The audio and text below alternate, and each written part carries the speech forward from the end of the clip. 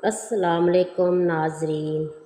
Islamic वज़ाइफ channel में घर की ख़वातीन के लिए बहुत ही मुजर्रब अमल। घर की ख़वातीन जब भी सुबह उठे तो ये अमल ज़रूर करें और उसे रोज़ाना करने का मामूल बना लें।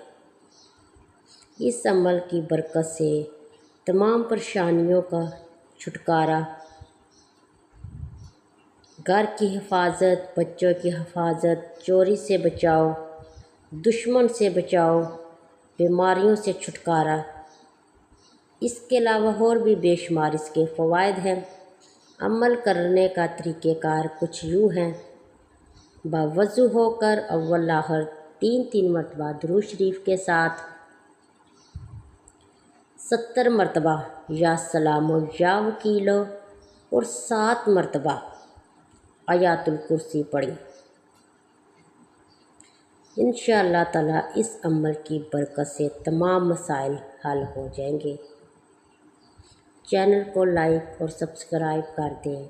मज़ीद वीडियोज़ के लिए हमारे चैनल का विज़िट करें। शुक्रिया।